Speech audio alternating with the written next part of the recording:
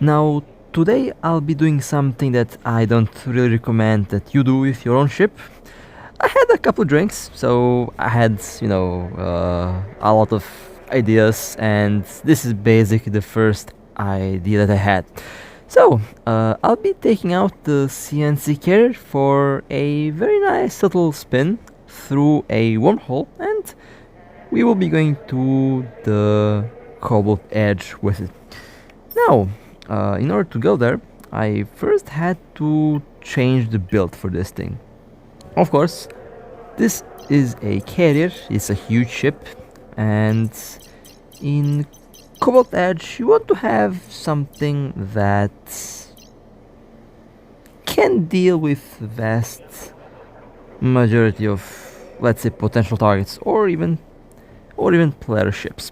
Now, this is definitely not a ship that I would personally take in Cobalt Edge. I mean, you can technically take this ship out for a spin if you have, let's say, a outpost, or if your corporation is owning some certain systems. If it is safe, take, you can technically use it in Cobalt Edge. But I mean, how expensive are these things? Like over 600 billion? Yeah, it's basically a flying heart attack. So, not really sure how many of these ships are out there, but I'm fairly sure there is a bunch of them being used in Cobalt Edge right now. Although, so far I haven't seen any losses, which is kind of surprising, but we will see.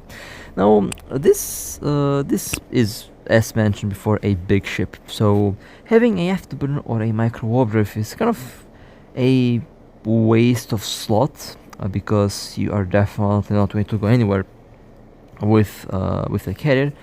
Maybe the Vasago can reach some decent speed. I mean, the Vasago can actually be as fast as a battleship, I believe.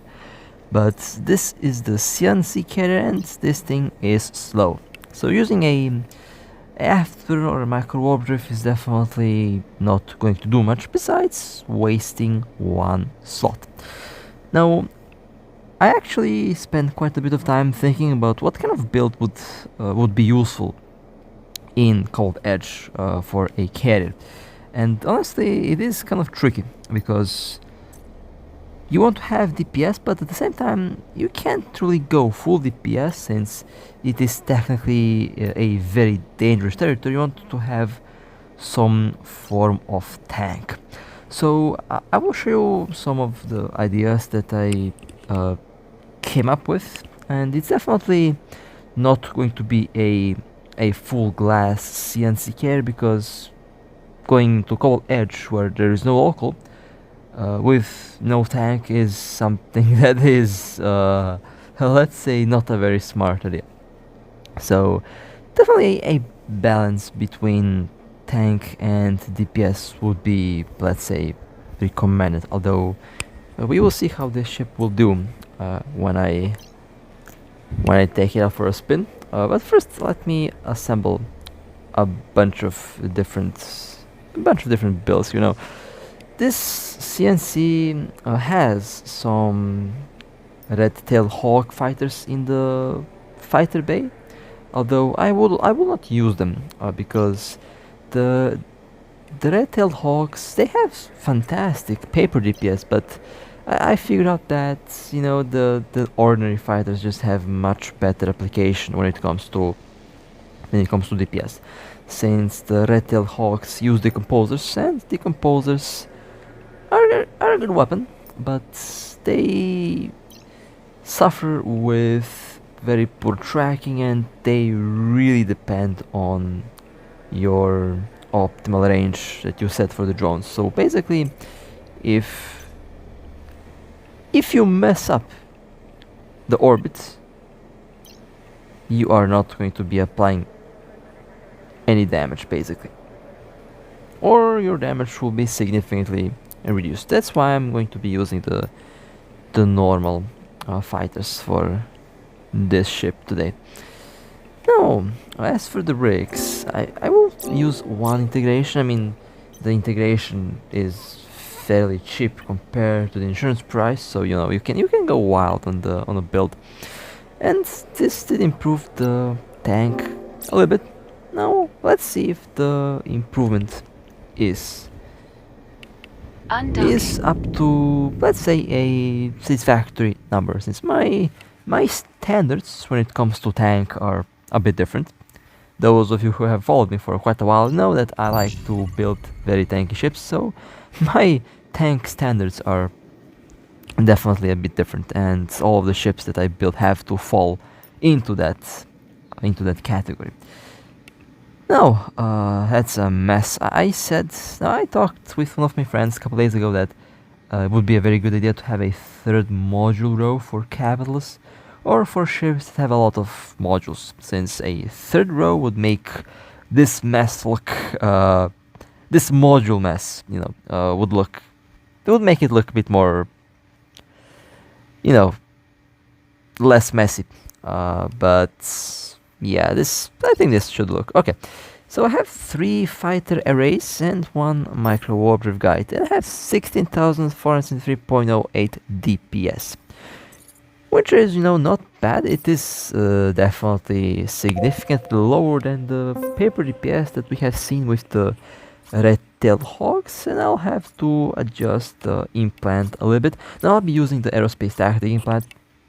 This is the implant that is currently quite popular, and it's kind of starting to, well, I don't want to say replace, but it is kind of starting to be used a lot more often than the bomber tactic implant. The bomber tactic is good, but the Aerospace tactic is currently the most popular because it has much more stable DPS, and I would say it definitely is easier to use and less expensive to use as well. Alright, well, I need to slap some fighter arrays into this thing because I want to take advantage of the general units. The level is, in my case here, 45, but you don't have to go to that level. Level 15 or level 30 is more than enough. But since I can have the implant level 45 and I want to show what it can do, so will be. You already have seen the full performance of the CN carrier with the red tail hogs, like 29,000 DPS. But it is very funny because those 29,000 DPS performed much worse than 19,000 DPS on some of the other carriers because of application. So paper DPS isn't really the whole story, and this is basically how the whole game kind of works lately. Paper DPS looks scary, but in reality it doesn't end up being as terrifying as it looks.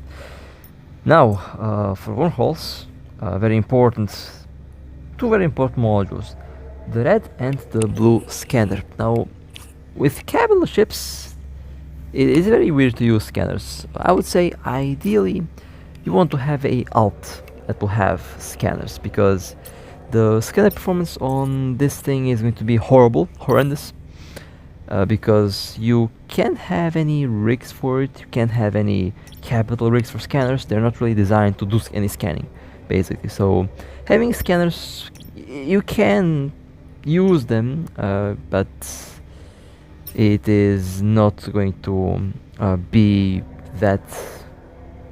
It's not going to perform very well, and you are going to be limited to the large wormholes. Basically, you can't fit this ship through a small wormhole because it's too big. So you have to go to the more risky route through a large wormhole, and you can't scan down the small ones. Even if you could scan them down, you wouldn't be able to pass through. And the red scanner can be used to scout the surrounding area, but you are not going to be able to pick up frigates and interceptors, which are going to be, I would say, the highest threat to this ship are smaller ships. So that would be the downside of using the scanners on it, but it is usable. But I would personally recommend that you have a specific alt for scanning or a friend that will do the scanning. But if I had to go into Cobalt Edge, I wouldn't be trusting anyone. I would be only trusting my own alt, and even then, if my own alt starts to do weird things, I would kill it. So yeah, definitely prefer to have an alt for scouting ahead.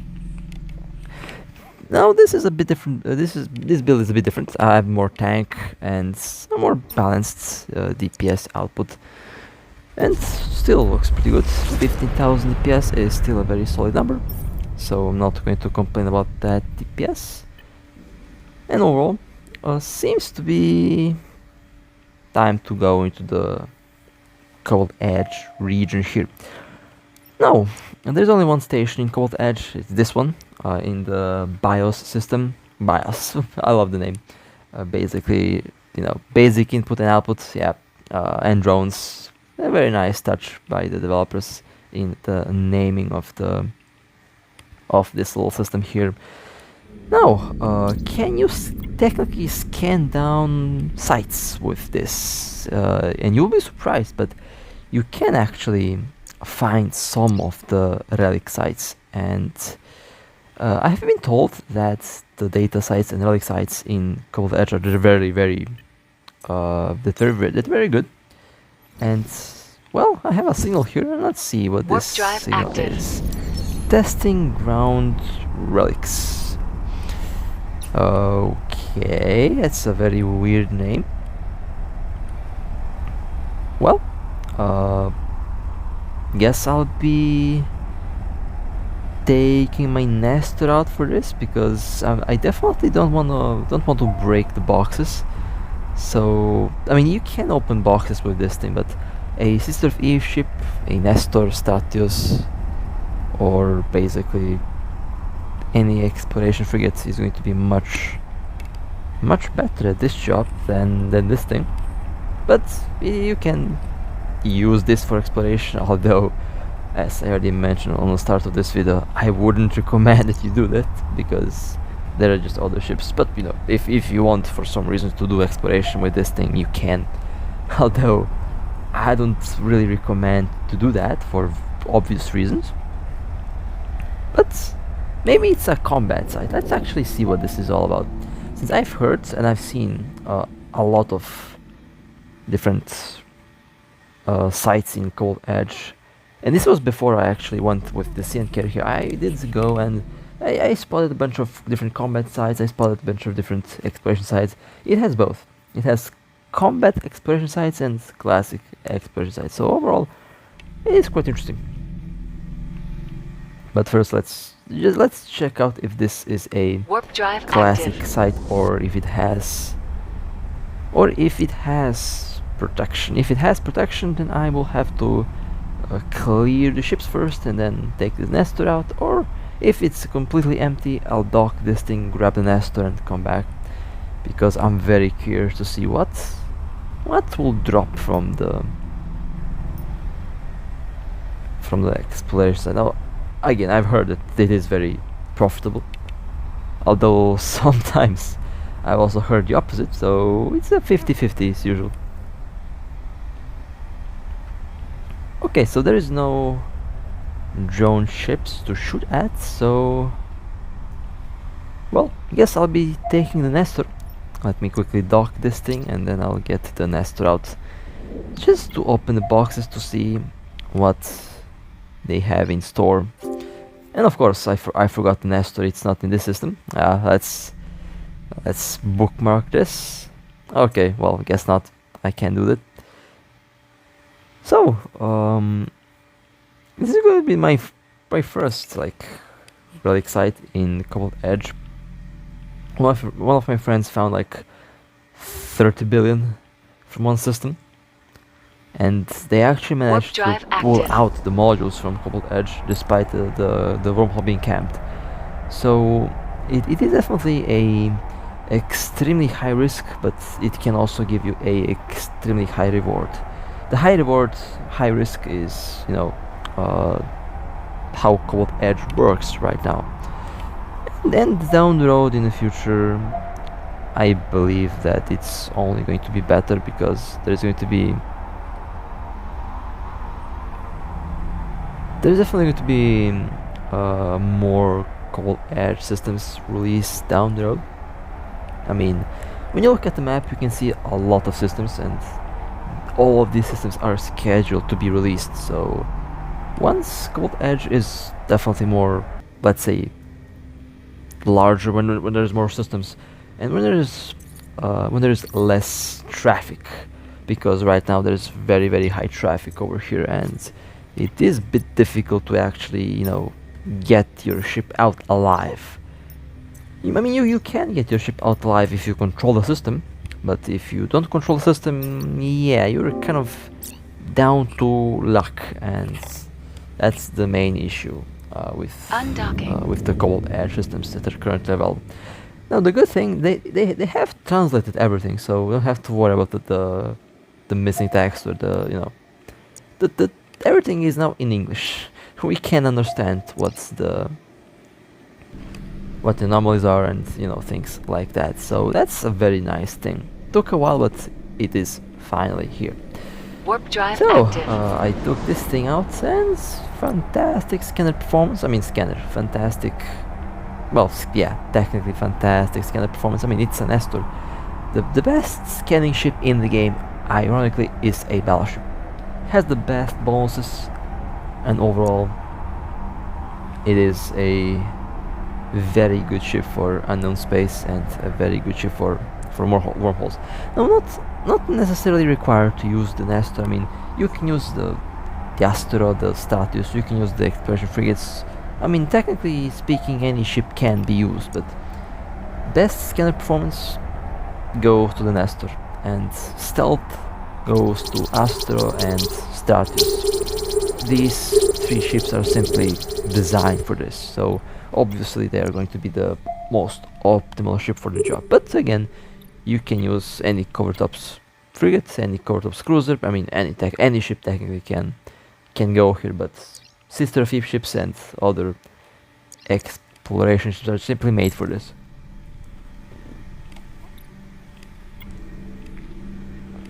Alright, well, the moment of truth. What am I going to get? Oh, what the... Of course, metal scraps. Why did I have my hopes up? My bad luck just doesn't allow me to have fun. Well, that's kind of not true, but... Oh, another site. Actually, no, it's... okay. Well, I mean, my luck hasn't been that great lately, but this just puts salt to the wounds. A metal scrap, really? Oh well, let's find what's... Let's see what the other box opens. Let's see what the other box gives me. Again, I've had a drink or two, so everything is kind of funny for me right now, and kind of hilarious. I mean, when I think about really another metal scrap, well, that's lovely. Imagine going into Cobalt Edge, going with a I don't know, like 20 billion ship, and the game decides to give you metal scraps. I would literally break my phone in half, or tablet. That would be hilarious, actually. Maybe I should just buy a bunch of cheap phones and just break them for fun. That would be fun. That would be hilarious. Never mind, actually. Ignore that. Although, would definitely be hilarious to... Oh, okay. Oh, okay, that's not bad, actually. A offense drone. Now we're talking. And... Warp drive active. Oh, okay. Well, so as you can see, you can find a lot of metal scraps, but at the same time, you can also find some very expensive blueprints, drones, I've heard implants. So overall, yeah, it has the potential to drop a lot of ISK. Although you have to be patient.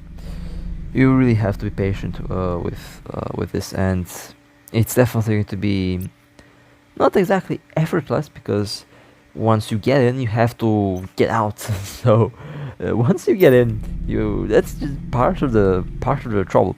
Getting in the wormhole is well, maybe that's the Warp easy drive part actually. active. Getting inside is easy part, getting out is the hard part.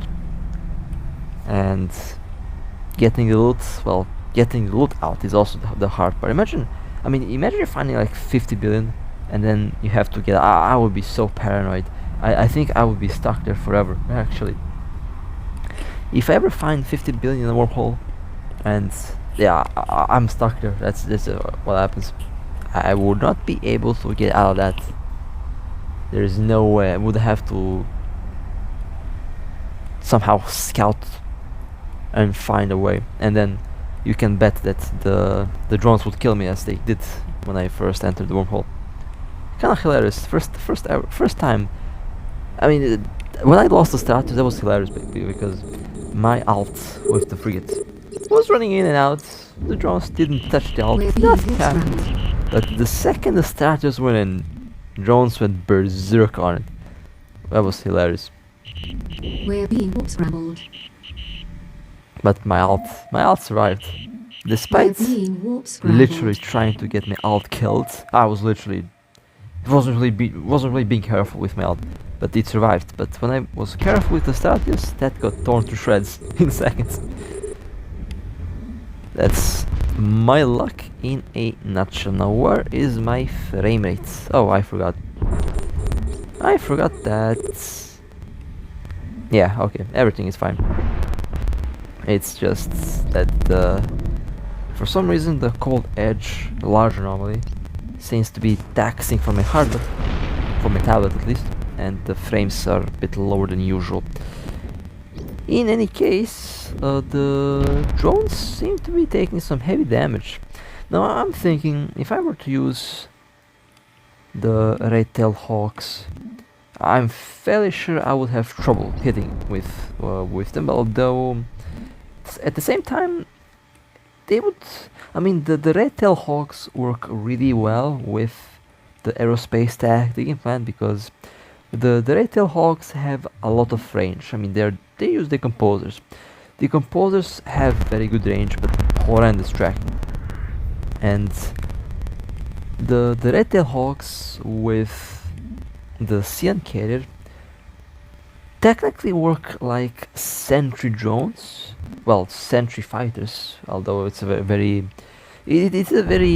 weird category. They're not sentries obviously, but the range of the decomposers doesn't nearly match the range that you would get on the sentry drones. They still move, by the way. The fighters will still move, but they'll be extremely slow. So, ironically, this Aerospace tactic Implant works really well with the red-tailed hawks. However, I am not really a fan of the red-tailed hawks because, again, of how decomposers work. Against certain ships that have some decent speeds, let's say interceptors and similar, you might have problems tracking them if they orbit you. And you can't really afford such mistakes with a 1 trillion-isk ship. You want to have something that is going to be able to protect your ship and something that's going to clear content easily. And for now, at least from the tests that I've done for now, the normal fighters seem to be definitely the way to go. Now the red-tailed hawks, don't get me wrong, I like the red-tailed hawks. They seem very interesting. They perform really well. I honestly enjoy using them. But the performance,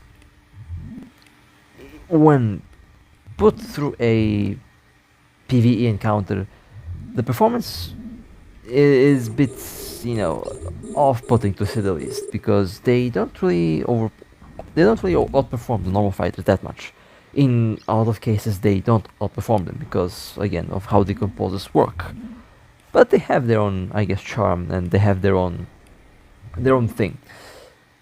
Now, I did make, I already talked about this topic before, but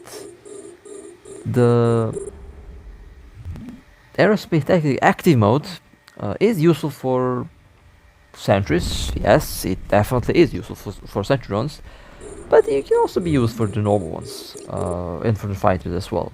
It really depends on the situation, depends on the ship you're using, on the skills. Definitely turn off the implant if encountered by a small ship, because the implant's active mode is reducing your speed. So against smaller ships, you want to have more speed. You want your fighters to be fast, so you can, catch the small ship tackling you. So overall, it is good for both. Definitely useful for both sentry drones, for fighters, and for normal drones. I really enjoyed using the Aerospace tactic implant with the red tail hawks again, because they kind of work like sentry drones with the implant, and that's a very weird thing to say about fighters, because to my knowledge, there is no fighter that performs like a sentry so far. The red tail hawks with the closest, I would say. Although they're not stationary, they're still moving, but with the implant they're kind of stationary. They're very slow with the implant being active. But overall, their performance is, well, price to performance ratio is, yeah, not that good. The price to performance ratio is definitely not that good on the red tail hawks. I mean, how much does a single fighter cost? Like, I've seen like 10 billion or something like that. I mean, around 10 billion, maybe less. I've seen 10 billion on the market. Maybe the price went down. I have no idea. But for the price of one red-tailed hawk offense fighter, you can buy like full stocks of normal fighters, Mark 9, like 50 of them. I don't know. You can buy a lot of them, and they'll perform in most cases. They will perform better than the red-tailed hawks. So yeah, the price to performance ratio is definitely in the favor of the normal fighters. And my apologies if I call the fighters drones. It happens, just that's what happens when you have a little drink at night. You start confusing things. And yeah, let's just go back to the video here, to the ship. So the performance so far is pretty good. I'm actually using every single module at my disposal. Now the special mode on the CN carrier, it has the decentralized and centralized command module. I personally use the one with more DPS, although both are good in different situations. The module used to be cheap, now became a bit more expensive. There was a CN carrier sold for 56 billion ISK market. These ships are definitely getting a bit more rare nowadays. Less and less on the market, more and more are being destroyed, and their value is going up. Makes me wonder when will the actual price of the ship return. I mean, it looks like it's slowly going there. I mean, there is still a lot of these ships available, although depends who wants to sell them. They're very, let's say, useful ships, popular ships. It would be the more accurate term, because it remains the only carrier that can go into high sec. And I know the joke about a CN Ocean is still quite, popular as well. CN Ocean, the high sec super carrier. Oh my god, if they ever release that, I'll take this clip of this video and I'll slap it in the CN Ocean video, if they ever do that, by the way. If I'm foreshadowing something, I don't know. It would be just hilarious if they do, maybe on the 1st of April, that just release a CN Ocean for the lols. That would be hilarious. Would be a pretty good joke. But yeah, I don't really think, I mean, if they do release a CN Ocean, I think that's going to be limited to low sec, if they ever do something like that. Although who knows, maybe. Maybe. We will see. I am not giving them ideas, okay? Let's just see what happens with this ship that I'm flying right now. So we have already established that the anomalies, the Cobalt Edge anomalies, have 3 different waves, and this is the 3rd wave. Now this is the large anomaly. It has a lot of ships, and honestly, I've done the way thicker anomalies quite easily actually with a Macario solo. It is definitely doable solo. Doesn't have to be a crazy expensive faction carrier. I've done it solo with a Macario, a long-range sniper Macario, and actually, when I think about it, you can solo it very easily with railguns as well. The only thing that you have to have is basically very long range. My range was 150 to 250 kilometers, and basically just maintain that distance, and the drones simply will not be able to do much to you, and you can just slap them. They don't have enough range to hit you. Even if they do, only one single shield booster on the Macario or any other battleship that's a sniper is more than enough to basically maintain the shield, since at that distance they are not going to do any damage basically, which is nice since you don't have to, you know, have the top of the line ship in order to clear it. I have noticed that drone ships have suffered a bit more when I was running solo, because drones have limited range, meanwhile the cannons just can slap from whatever range you have. So drone modes are definitely a bit more on the you know, on the more yeet side, because the drones will yeet you if you're not careful enough, but missiles and turrets seem to be performing a bit better if you are in a battleship and if you plan to run these anomalies solo. It definitely takes a bit more time, but at the same time it is maybe safer, because if something goes wrong, you are not going to have a 1 trillion ISK loss. You will have a 3 billion loss. If a Cyan carrier dies, yeah, it's new account time basically, since having such a massive loss is just, yeah, it's going to haunt the player, and I know for a fact if I ever happen to lose one of these ships, yeah, that loss will definitely haunt me until the game, until I don't know, until I play the game, because big losses are definitely hard to swallow. And losing a faction carrier, yeah, I mean, it really, I guess it depends on how it dies. If he dies in a huge battle, then I guess it's not much of a problem. But if he dies a dumb death, then yeah, it's going to haunt you for sure. And even if he dies in a big battle, that loss is still going to stick with you, since it's a very expensive ship, and you made someone very happy with a very nice juicy kill. So yeah, that's I would say that's the biggest drawback of any expensive ship, losing it, basically. Well, kind of funny, because I used to fly all sorts of expensive ships. I mean, I still have some expensive ships, but, well, you will see the next PvP video. You will understand what I'm talking about. I don't really fly a lot of expensive ships nowadays. I mostly tone down that a lot. Most of my ships are very, very cheap now. And honestly, since I started to fly cheap ships, I don't know, feels like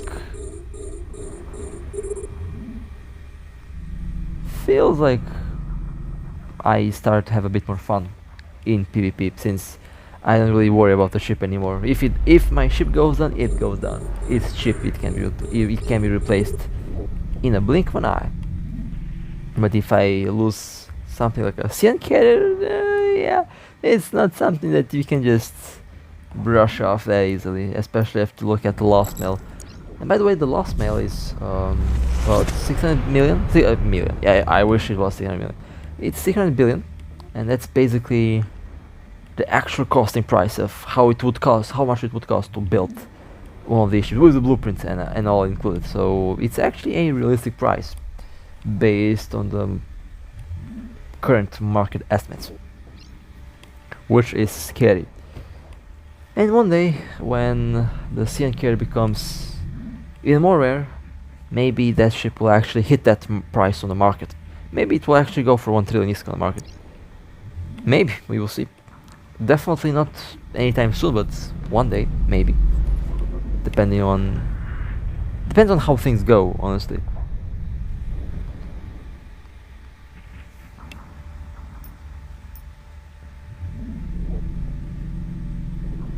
And I would say maybe it would be a good time. I mean, buying a ship, buying a CyanSea now, I don't know. I mean, better to buy it when it's 30 billion than to buy it when it's 300 billion. So, yeah, it's a very rough time to buy a new ship, to be honest, since you never know what they'll release next, right? Who knows what the next update will bring. We're still waiting, still camping to see the new updates for that Kalevala Expanse. Should be soon. It is November, by the way. Approaching mid-November. So I would say maybe start to be excited. I don't know. I mean, we will see what will do. I have my eyes and ears wide open on any news that I can get my hands on. So the moment I do find out something new, I'll definitely share the second I hear about anything. But yeah, Kalevala Expanse seems to be interesting. And if you're wondering how is my new device doing, well, my new phone, fantastic performance. Although this is being recorded on a tablet, and the voice is being recorded on the phone, so that's how it goes. But performance-wise, very scary. It's very fast. That thing is also. I mean, I'm impressed by the speed. It's a huge upgrade over the previous one. Huge upgrade in performance. So I'm definitely happy with it. Have to do a video on it at one point. I think it will be very interesting. Anyway, these are the two last drones, and this thing, I mean, the CyanSea, as expected, it performs really well in Cobalt Edge. The main problem with this ship in Cobalt Edge is basically getting there and basically surviving, since Cobalt Edge is very hostile space, very dangerous space, and being alone with a carrier is not the best idea. But if you somehow manage to maybe get your corporation in a certain Warp drive system or a active. certain region here in a star system, and you can set up a base, and if you can monitor all the systems, and if you can somehow monitor all the wormhole entries and exits, then you can basically sneak in a CyanSea and safely, although there is no safety here, but technically in a theoretic way, you can bring this thing here and use it for PvE, since the ticks are very good, the loot is fantastic, and you are definitely going to get a lot of these here. But again, there are other problems that you have to solve first. And overall, very happy. I mean, very happy with the ship overall. It's a very nice performing ship. The design, yeah, it's a bit weird. Docking but, request accepted. I can look past it, especially since I've heard that they will change the design of the CyanSea. But with that being said, hope you guys enjoyed. If you would like to support me, feel free to like and subscribe. And with that being said, stay safe, play safe, and as always, I'll see you next time.